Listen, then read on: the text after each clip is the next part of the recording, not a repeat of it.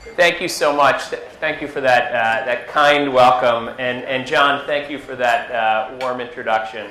I wish my father had been here to hear that, not just because he would have been proud, but the day I was going to New York to go on The Daily Show, and I grew up in New York.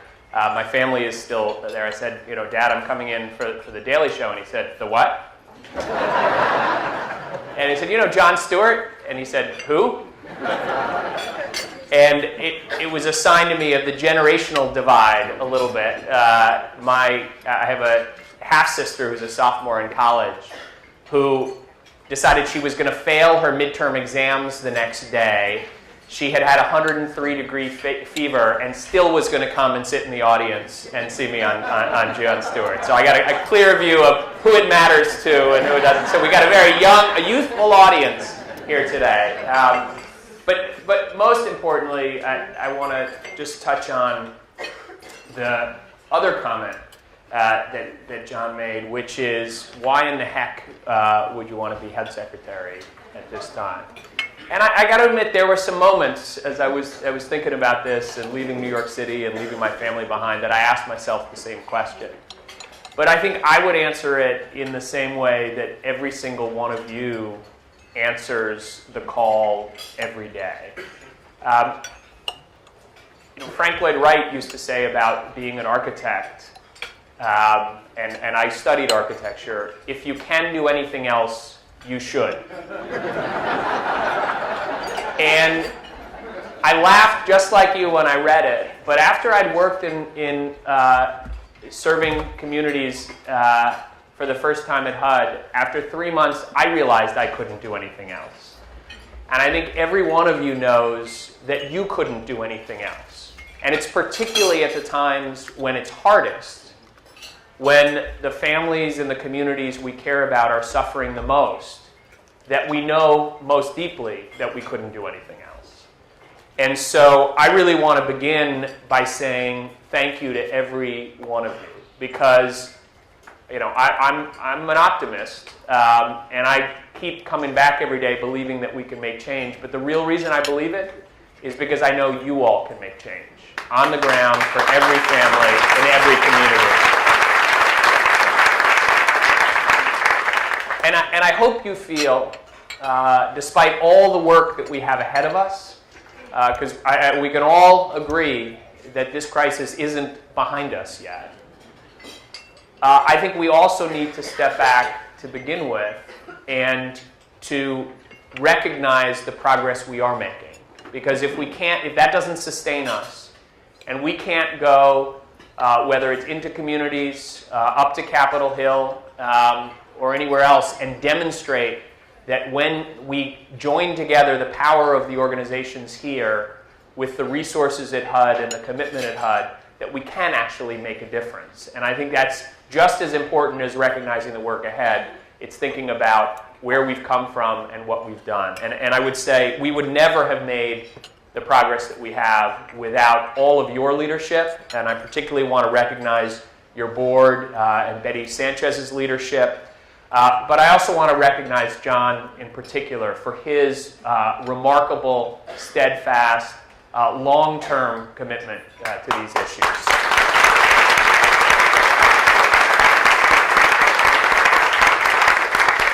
I also want to say a special shout out to my partner and a great leader who's here with us. I know you'll be hearing from him later today, our Assistant Secretary for Fair Housing and Equal Opportunity, John Tresvigna.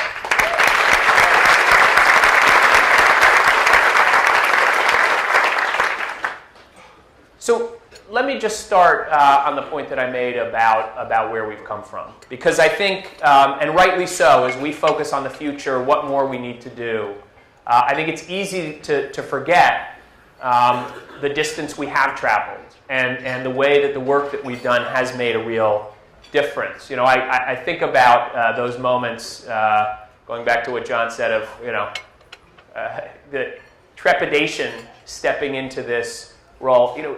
Don't forget, the month the president walked into office, we lost more than 800,000 jobs in 1 month. Over 800,000 jobs. housing prices had been dropping for 30 straight months, 2.5 years, every single month. And foreclosures every month were rising to a new record level. And so when you fast forward and think about, the over 4 million jobs that have been created over the last 25 months, there are 6 million families that have had their mortgages modified. Took too darn long to get them there, in many cases, as you know. But that's 6 million families. And the number of families falling into foreclosure today, it's still too high, but it's less than half of what it was when the president came into office. So we are making progress, and a huge reason for that progress is all of you. We've counseled, through HUD-approved counselors, we've counseled 8 million families in the last 3 years. And you all know every program in the world doesn't make a difference if there isn't a way to connect a family to those counselors. And we've shown that you're twice as likely to be able to stay in your home if you get housing counseling. So that's incredibly important.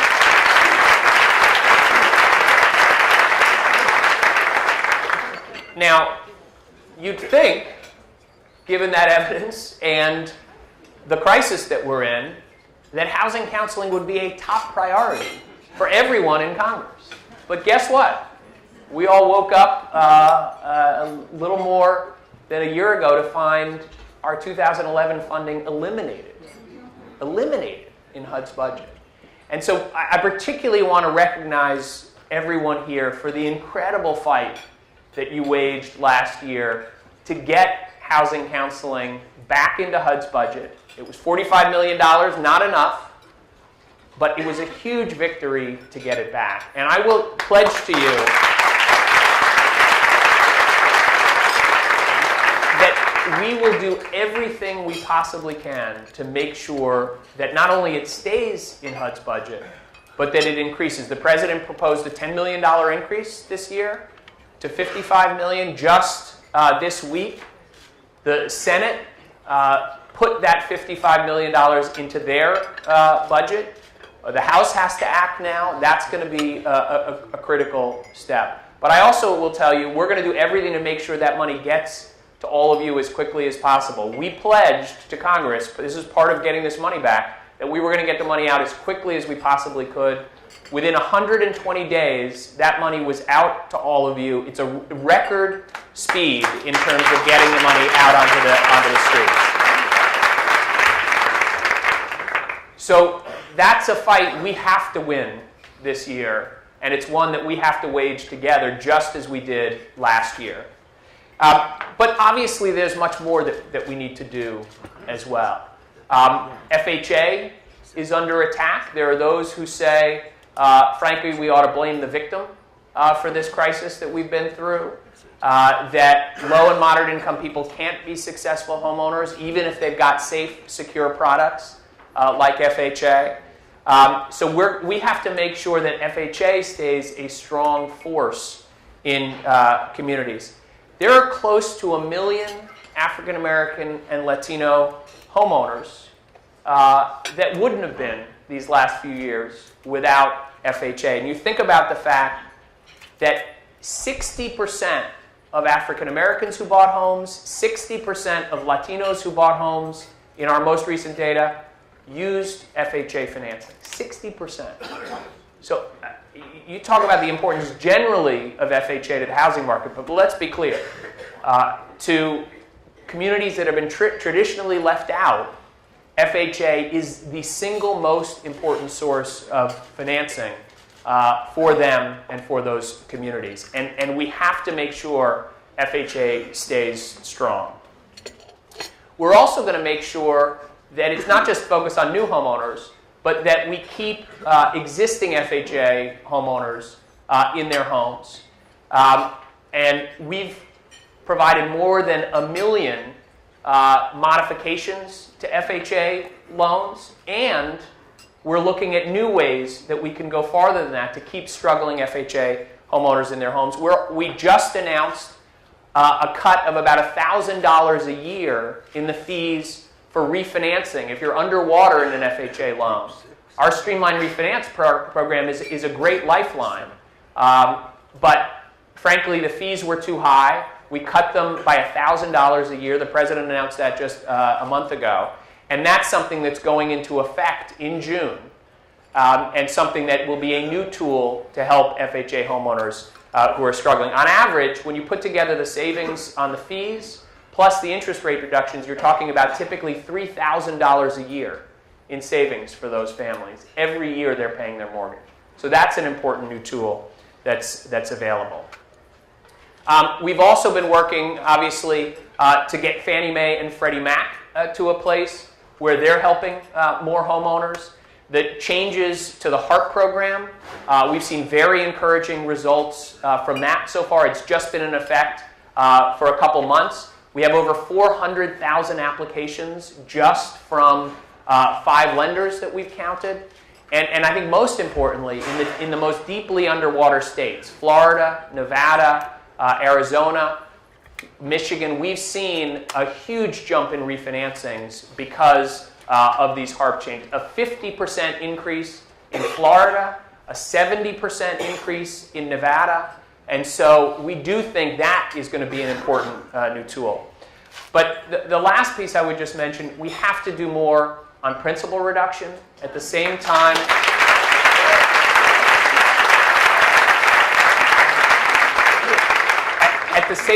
that we announced these changes on refinancing, we also tripled the incentives that we're providing for principal reduction and made them available to Fannie Mae and Freddie Mac for the very first time. And we expect a decision within the next few weeks from FHFA about doing principal reduction on Fannie Mae and Freddie Mac loans. So that's a very important step as well.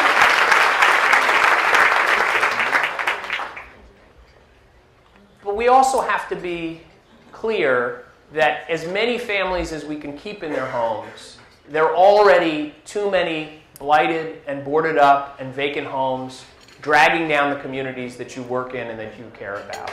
And one of the things that just kills me is having grown up in New York City and witnessed the devastation of the South Bronx and so many communities in the 1960s and 70s and 80s. You know, the community development movement worked for decades to bring these communities back. And then you go to a community, just to take one in New York, in Jamaica, Queens, just a quintessential middle-class African-American neighborhood that had come back. Queens was the one county in the country in the 2005 ACS, American Community Survey, where the average black income, the median black income, was higher than the median white income. 60% of the loans in 2005, that same year in Jamaica, Queens, were subprime. 60%.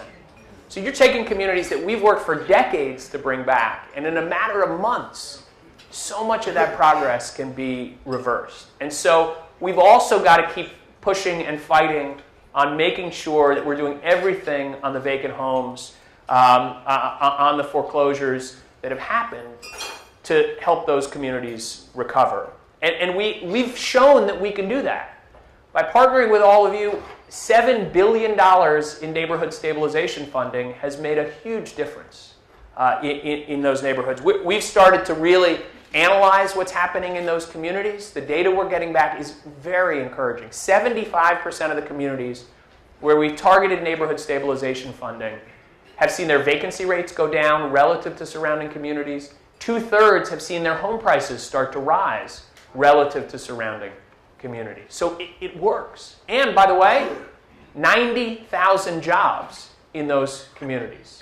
Construction jobs, jobs for counselors, and a whole range of others that are happening because of that neighborhood stabilization investment. So look, but you also know that that money is running out. And that's why the president proposed, when he stood back and he said, look, he asked me, he asked our entire economic team, what are the best ideas for creating jobs that we can put on the ground quickly We looked at neighborhood stabilization, and he said, we need to do more of this. And so he proposed, as part of the Jobs Act, Project Rebuild. $15 billion. $15 billion that would help create 200,000 jobs, renovate almost that number of properties around the country. We also heard that there's more that we needed to do. Make commercial properties eligible, help communities put people back to work, maintaining vacant properties and abandoned properties in the short run. All of those are part of Project Rebuild. And I know you've been working hard this week, and I want to thank you making that case to Congress. We have to keep making it because it's one of the most effective things we can do to put people back to work and to help communities recover. The last piece I want to touch on as well is the enormous opportunity we have right now to make this servicing settlement we just reached, $25 billion, to make it really work to help families. When there are times I think about questioning, was I crazy to take this job? 16 months of negotiations with 50 state attorneys general. Though there were some times I thought I was crazy. And I know that there's been lots of back and forth about, is it enough? Is it not? Does it go far enough? Let me tell you something. We got to put those debates behind us and make this work. We think it's 2 million families that could benefit, and it will be the most significant principal reduction that we've seen in this crisis. It's certainly the largest act that we've taken to hold these institutions accountable. $25 billion, the largest since the crisis began, and it's the single most important step to principal reduction. So we have to make this work. You all know what we found in these investigations, how appalling it was the way families were treated. You've seen it directly for yourselves. We have to make sure that the help that's available here actually gets to families. And we can do that in a few ways. First, let's make sure this principal reduction actually works. We got to hold these banks accountable to actually deliver what they said they're going to deliver. Families can still be saved. And we have to make sure that that happens. We need to work with Joe Smith and deliver. He's the monitor for this, to deliver on that relief. And it's not just the principal reductions. It's refinancing. And I think perhaps most importantly, for you in terms of what you can do concretely over these next, literally over the next few weeks, $2.6 billion going directly to state attorneys general. Those checks have been cut. That money is there. And we got lots of attorneys general who are doing the right thing. I've been all over the country with Lisa Madigan and Roy Cooper, and Republican and Democrat. 49 AGs, 24 Republican, 25 Democrats.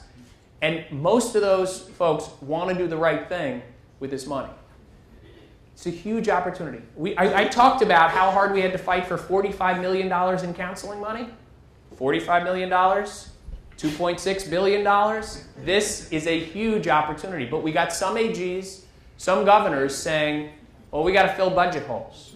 We got to pave roads. We got to pay for colleges. Those are important things. But this is money that is restitution for a grave harm done to families and homeowners. So I have been making calls. I have been reaching out directly to AGs and governors, making the case. We need all of you to make that case on the ground, and we want to work with you to make that happen, and to coordinate the counseling, the outreach, the legal services piece of this, so that every dollar gets used as effectively as possible. That is incredibly important. We also need to make sure that the rights of homeowners who have been harmed, who have been foreclosed on, are met. And there are two ways to do that. And there's been some misunderstanding about this. The servicing settlement makes available a small, quick payment to families that have been foreclosed. And to be clear, a lot of the damage that we found, a lot of the wrongdoing was you took a month to answer a phone call. You charged extra fees that you shouldn't have charged. And for the vast majority of those folks, getting a $2,000 payment without having to fill out a lot of paperwork, without having to go through a significant process is the right answer. We've also got plenty of folks where the damage was much deeper, up to actually losing your home when you shouldn't have. And there the damage might be $50 or $100 or even more $1,000. There, we do have an opportunity to get them full relief, but not enough folks have signed up.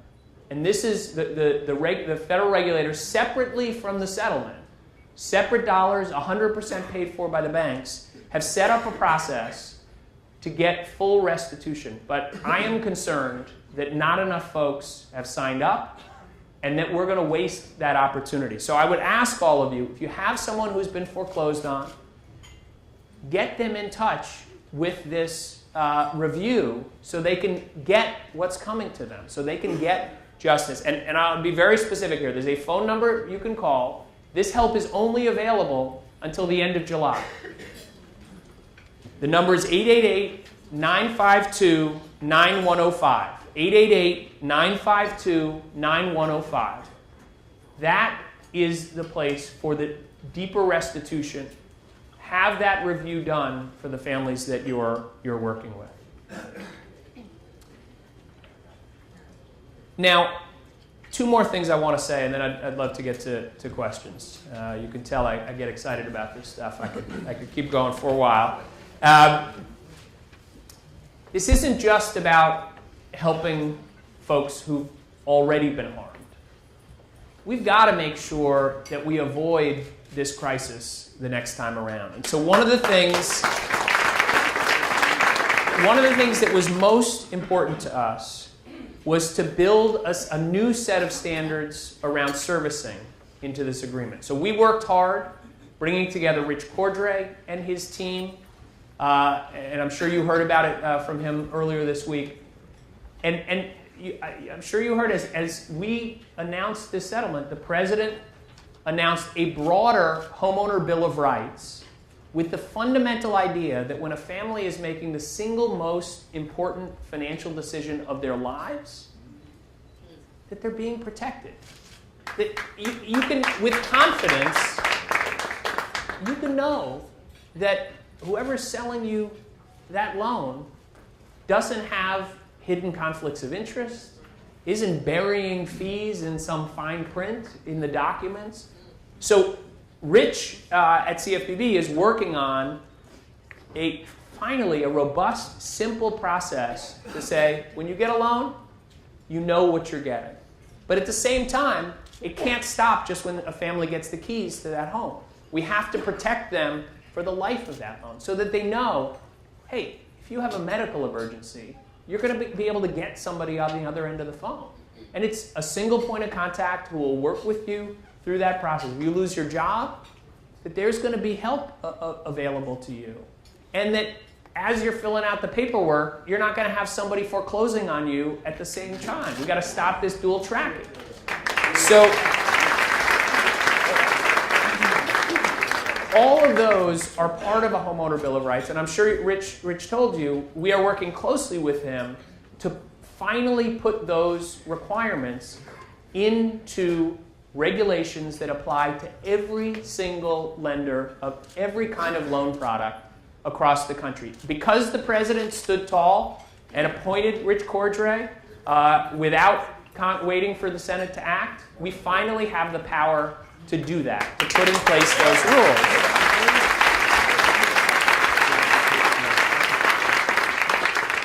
But the servicing settlement is a huge down payment on that.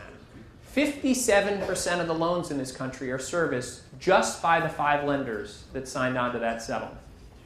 And Joe Smith has the ability to impose big fines, $1 million or $5 million fines for every violation of those servicing standards that he finds. He can publish publicly whether or not the servicers are meeting those standards. All of that is a very important down payment on this broader homeowner Bill of Rights that the president has talked about. And then the last thing I would say is that we can't stop with the servicing settlement. We can't stop with the homeowner Bill of Rights. We are going to keep pursuing wrongdoing wherever we find it. And that means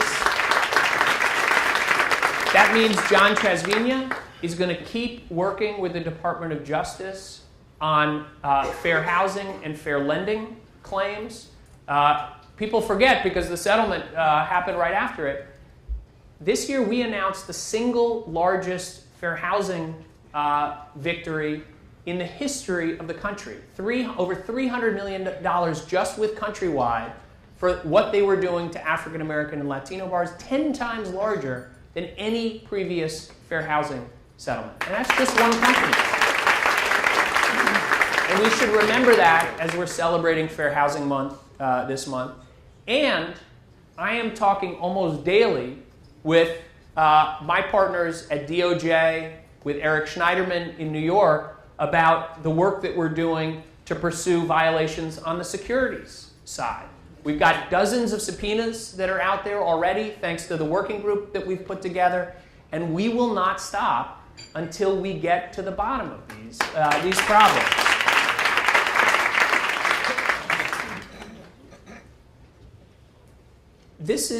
Let me just finish by saying this. This is important for all the homeowners and the communities that you serve. It's important to the national economy because getting the housing market back on track is critical to everyone in this country to see this recovery fully realized. But it's just as important that we demonstrate to so many Americans who have lost faith in their public institutions and in private institutions that we still have the ability to come together, to hold people accountable, and to make sure that everybody plays by the same set of rules. We have to show that in America, we don't leave struggling homeowners who've done the right thing to fend for themselves. We help them. We don't stand by as devastated communities sink further and further to the bottom. We rebuild them. And we don't build our communities on a house of cards or phantom profits or shady mortgage practices. We build them to last and to ensure that everybody gets a fair shot.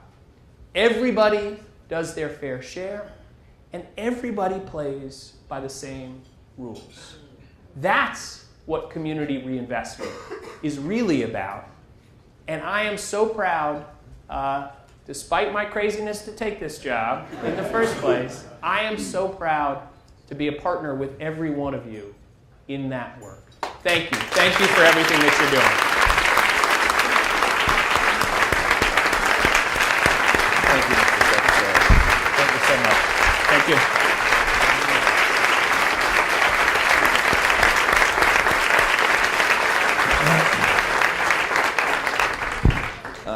Thanks again. I appreciate that. We actually do have later today a panel discussion on housing and foreclosures and mortgages, and we actually have Joe Smith is going to be there, along with Frank Rain. So it's and Mark Calabria and Mark Boreal. It should be an interesting conversation. We tried to make sure a lot of perspectives are represented in the conversation. Sounds like you've succeeded. Yes, I think we did. So one thing I do want to, there's several questions. I'm going to take a executive privilege here and ask one of the ones I came to my mind as you were speaking. And that has to do with, well, first, the question of moral hazard. Moral hazard seems to have been, it seems to be raised in terms of the idea of helping somebody who is underwater or who's in trouble. somehow the rest of the American taxpayers, why should they be footing the bill to help them?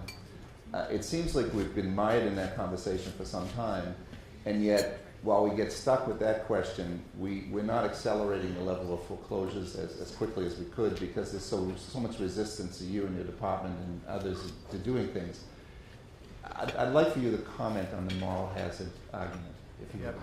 And just to be clear, I mean, the traditional moral hazard argument that folks make is most people who are underwater are paying their mortgages. Yes. And that if you help folks that are struggling to pay their mortgages that have defaulted, are you going to encourage that larger group that's paying to stop paying in order to get help? And that's kind of the way most people frame the moral hazard argument.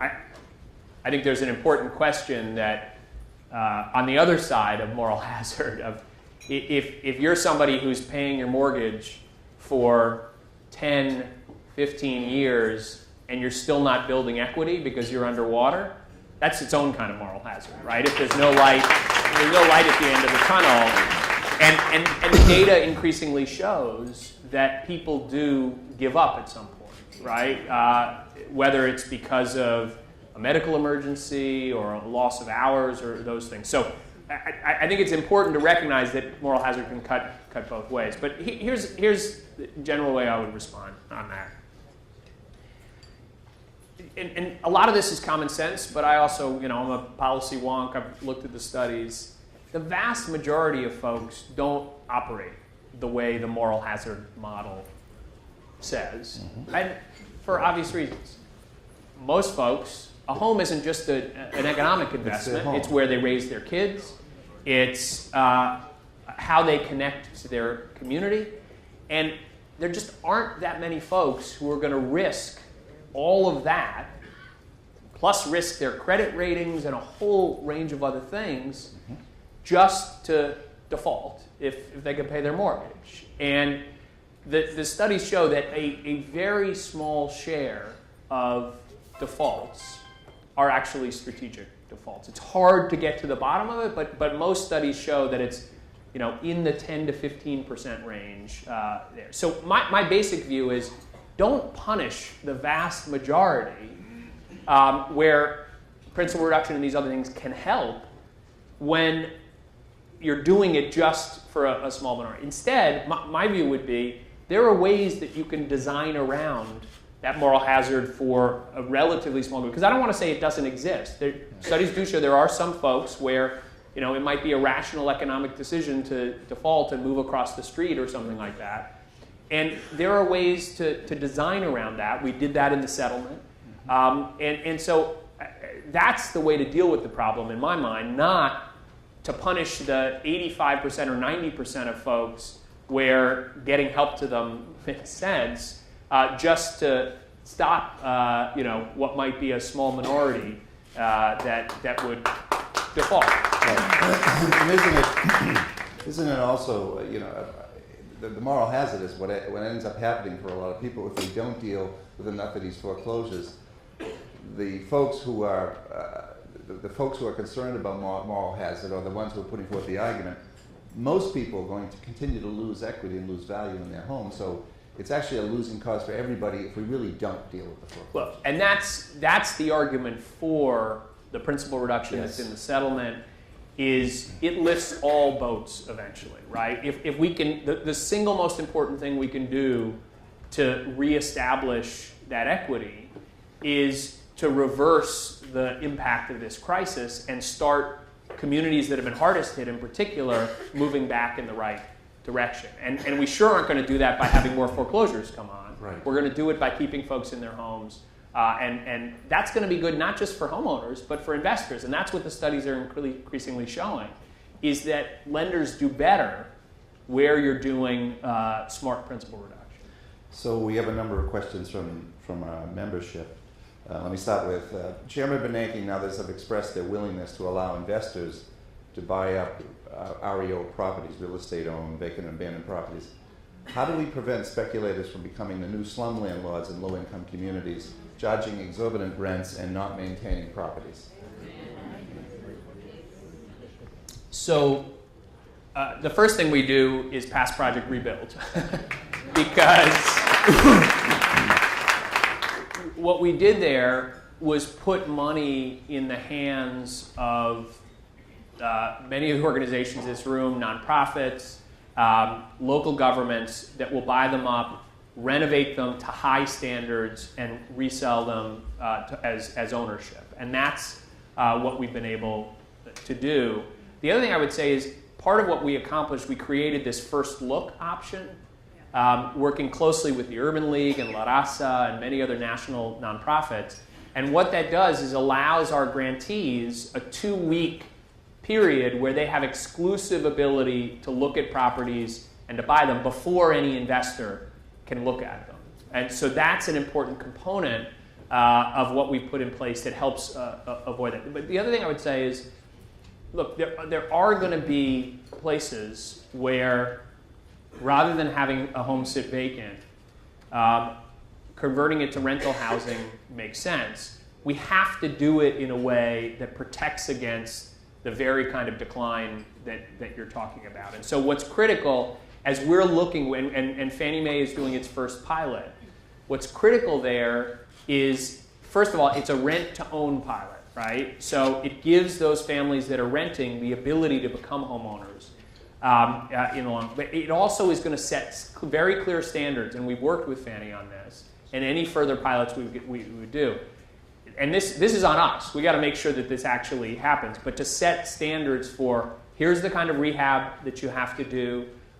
Here's the kind of standards we're going to have for the upkeep of the property. So it has to be done in a way. That's right. Investors about how they upkeep the property. It has to be done in that way. Standards, or will it be? I mean, one of the things that strikes me, it may be a situation where maybe there's homeowners who are living in the property now, but it's become real estate owned. Maybe it's occupied. The rent could potentially be more than what they could be paying on a mortgage, and I'm wondering if there's a lease to own or a lease to purchase kind of. Well, that's the rent to own model that I talked about. That those options are going to be. So that will be. Yeah, that's wonderful. Okay. So, what future plans does HUD have to assure the continuation of the? You addressed this in your speech, but about the housing counseling funds. What is it you think that NCRC members could do at this juncture, at this particular point, to support the President's initiative to increase from last year the funds for housing counseling? So the first thing I would say is, and this is very immediate, the opportunity on the $2.6 billion in the servicing settlement. And we'll work with you, really focus on outreach to those attorneys general, to the governors and the state legislatures in those states to say, counseling works, we can get this money out quickly and effectively. And the truth is, and here's in some ways the biggest incentive for them, if homeowners in your state don't get connected to this assistance, the assistance is going to go to somebody else in a different state. So make sure that your citizens are getting the help that's coming to them through the settlement. And I say it all the time, twice as likely to be able to stay in your homes if you get counseling. The second thing is, I think where we fell down and the reason why the counseling money, we didn't get it in 2011 was two things. One is HUD's problem. We weren't getting the money out fast enough, and we made it too easy for Congress to say, oh, HUD just doesn't have the urgency. And to be frank, we needed to do better. We have done better this year, so I think we've taken care of that. The second thing, though, Jonathan Miller, who the first time I worked at HUD once said to me, politics is felt need. It isn't just enough to have the need. Folks in Congress need to feel that need and to know that you can actually solve that need. And so the other most important thing you can do is demonstrate very specifically what your results are in counseling to members around the country. Show them the families that because of the assistance have been helped. Because I can talk till I'm blue in the face, it's really constituents from those members' districts getting help that's going to be the most convincing thing about it. And doing that literally over the next few weeks, because the House is going to decide soon what that level of funding. One of the reasons I got so involved in the servicing settlement is because before anybody had heard the word robo-signing, we started doing, I think in the summer of 2010, a comprehensive investigation of our largest servicers, and what we found was, in the most egregious case, 60% of the loans weren't being our loss mitigation requirements, and loss mitigation is a fancy word for helping homeowners. Our loss mitigation requirements weren't being met in a huge share of cases, and so, and I'm sure there are still examples where our lenders aren't following our rules.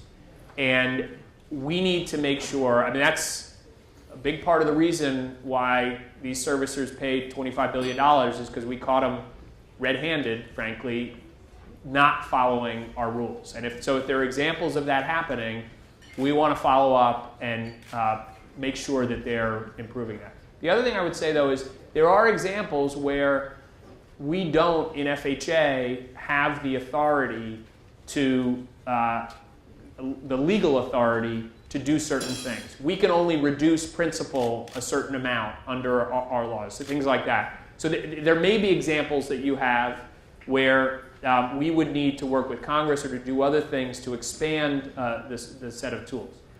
I do think that in general, the FHA approach has worked better than most. If you think about, we've done, I think, close to 1.2 million loss mitigation actions in the last 3 years.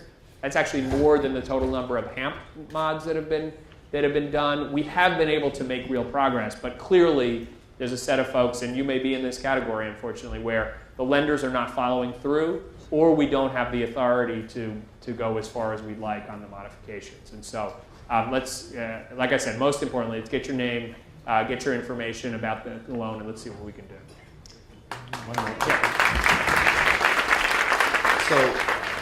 So I just want to say, having a cabinet secretary, first off, sit like this and be willing to be open to questions and that sort of thing. Unfortunately, not just for the Obama administration, but for every administration, usually not the practice. So obviously, this man believes in it. He's convinced about, what they're doing is the right thing and heading in the right direction. Is comfortable enough to have this kind of dialogue. But we've overspent his time, so I'm going to ask him one last question. We have a bunch more, but perhaps we can submit those and get a response Absolutely. from the department. So HUD will HUD be looking at the issue of funding for single-family elder-owned home repair? This is an important need to help keep seniors in their homes. Yeah. Very, very, very important. And, there are lots of ways that we can help on this. Project Rebuild is one of them.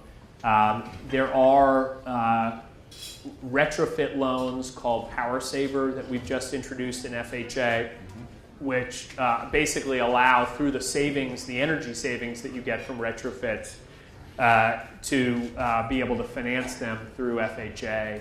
That's an important piece. But I think the single most important thing I would say here is the way that those programs generally get done, and I ran these kind of programs in New York, is through our block grants. CDBG and home in particular are a great source of funding to do those kind of retrofits. And I think you all know that the place where our budget has been cut the most is in the block grants. Yeah. And this is, this is a fundamental question about what our priorities are. There are some who say we should just let the housing market hit bottom, that government ought to get out of housing. And the president says, I'm not going to let Congress balance the budget on the backs of the most vulnerable. And that's the fundamental choice we need to make. So as you're talking about the importance of housing counseling, really important that we make the case that all of HUD's resources, and particularly the block grants, which have been so hard hit over the last few years, that those are key resources in terms of this kind of use, helping seniors get retrofits and repairs done on their homes, but so many other things, helping get homeless folks off the streets, into supportive housing, and a broad range of things. The last thing I would say, and this is not a this year opportunity or a budget opportunity, but one of the fundamental points that the president's made about reforming our housing finance system overall is we've got to have a stable, non-budget source of funding for whether it's renovations of senior housing or a whole range of other uses. I think you all know that the Housing Trust Fund was set up to be funded by the profits of Fannie and Freddie. It got set up just as Fannie and Freddie fell apart. And we need a permanent source of funding for that use, that trust fund, and other uses like this. And so one of the things we're proposing, and this was in our white paper last year, is that there is a permanent source of funding that comes out of the new housing finance system that we're going to set up with Congress. So that's a longer-term priority that we want to work with you on.